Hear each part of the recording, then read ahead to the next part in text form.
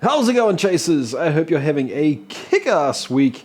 Today I'm here to talk about barrels and the woods that we can salvage from them. So we're going to talk about where to get a barrel from, where maybe not to get a barrel from, a few things to look out for, and of course how to pull the damn thing apart and break it down so it's useful for us.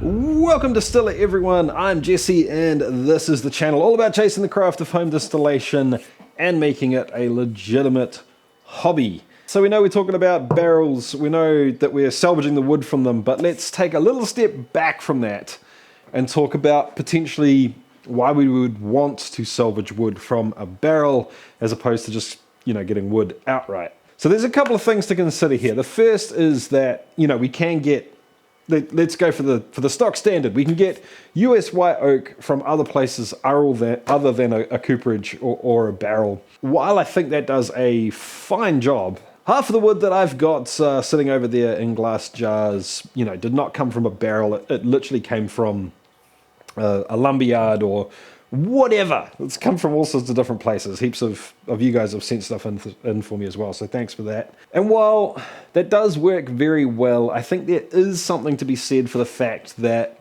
it wasn't sourced, processed, and probably most importantly, aged or weathered or whatever you want to call it, specifically for the purpose of spirits aging or flavoring, whatever you want to call that as well. So while I think that we're going to get really close to a pretty good outcome, let's call it 85%, getting that extra 5%, I have to believe that coopers that have been doing it for years and years and have been, aging wood and sourcing wood for the specific purpose of making things tasty in a barrel, I have to believe that there's something to that. I've got no proof of it other than random anecdotal evidence on the internet, basically, and of course the marketing spiels for the whiskey companies and stuff. But part of me has to believe that there's something to that, right? And of course we can imitate that, we can do it ourselves. But hey, if someone's already done the work for us, maybe we should tap into what they've done, right? The second thing is that for some people, depending on where you live, that just isn't an option. You can't find US white oak, or you can't find French oak or Hungarian oak or whatever it is that you're after. Sometimes you just can't get your hands on it. And I know, for example, when I started here in New Zealand, I did find that tricky. I found it hard. I found it hard to know what I could trust, what I couldn't trust. I found it hard to know whether wood was being treated when it was coming into the country, for example. And if it wasn't for the generosity of a few awesome people, it would have taken me a long time to get started on that. So once again, this is a way to shortcut all of that research and all that effort. And the last advantage to potentially sourcing a barrel to use is that you can use a barrel that's had something in it beforehand, right? So we can use secondhand oak from a bourbon barrel, for example, or an American whiskey barrel. You could get an old single malt barrel, whatever it happens to be, whatever you think might work well with your spirits. Or, obviously if you're trying to imitate something like a Scotch, you probably want to get secondhand bourbon barrels or some sort of American whiskey barrels. But you have a whole range of opportunities there that you can select from. As part of that, you can also look at finishing barrels, port, sherry, cognac, wine, rum. Honestly, I think creativity is the limit on this stuff. You can do, there's just so many options that you can go for here, guys. I do think that there is something to be said for knowing exactly where the barrel came from, regardless of what it was used for. Knowing the distiller, knowing the winery, knowing the brewery that used that barrel beforehand, knowing whether or not you trust them to make good decisions on flavor, and knowing whether or not you like the product that went into the barrel beforehand. Because if it's not something tasty that went in there beforehand, why would you want to be putting those flavors into something else, right? So that's my take on it, guys. I looked for a long time to find a barrel that wasn't just, sitting on the side of the road for $100, that I knew what winery it came from, the winemakers that were using it, and what was in it beforehand to know that it was a quality product. But that's just me. All right, enough of that.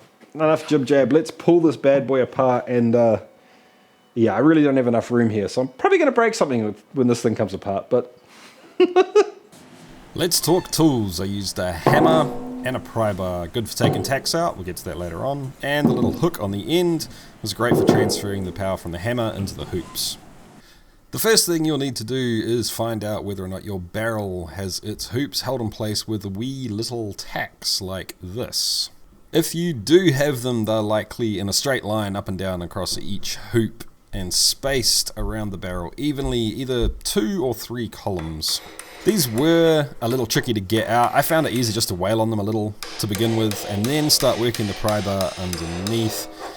Once the pry bar is sort of set properly, obviously it's just like pulling a nail out. Once you've got all the tacks out, we want to start work on the hoops, and essentially all we need to do here, guys, is knock them towards the skinnier side of the barrel. If your barrel has the double hoops at the top like this, you're probably going to find it hard to get the pry bar into that top one, so the little joining point right here is a great place to start. All you need to do is budge it, guys, and then once it moves a little bit, just keep moving your way right around the barrel until it totally lets go.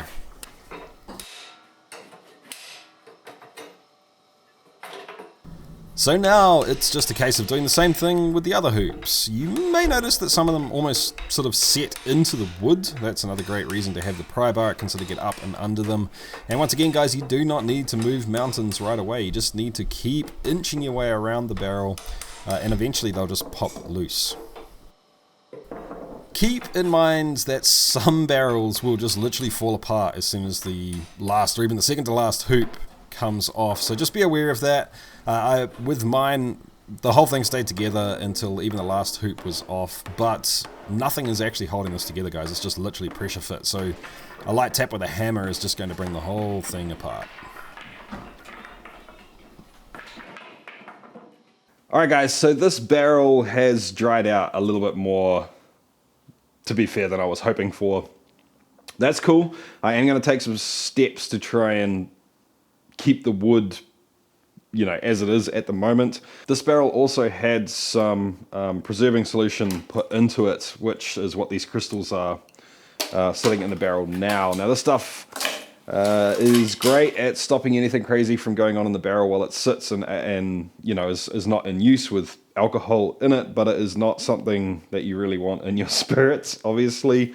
So at this stage, I'm simply going to scrape all of this off the barrel. I'm going to wrap it, the individual staves, if I'm going to keep some, just like this, because I don't need it all cut up at the moment. I'm going to wrap these in Glad wrap quite tightly, just to try and keep the life and the beauty of the wine in there a little bit. I can feel it.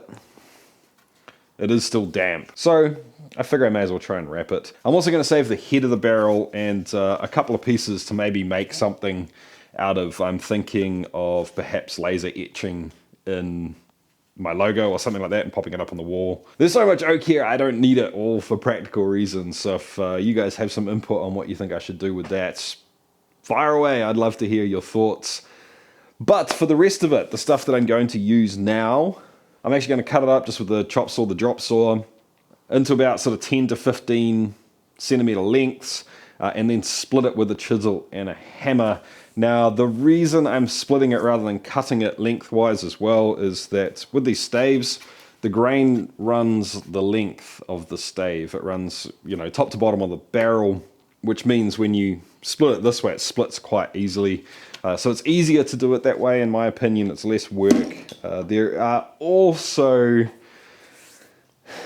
a lot of comments saying that splitting it rather than cutting it will reduce the amount of end grain that is exposed to the spirit, and that helps to ensure that it doesn't sort of head down the tannic, almost bitter route, I guess. Now, this is not something that I can say I've tested personally. It's not something that I can say I've experienced personally. That's just advice that was given to me, so take it or leave it. It's up to you. One day I do need to test that. I really need to test that.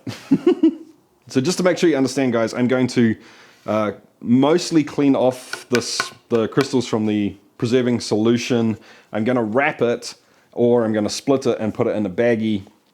Either way, I want to stop it from drying out any more.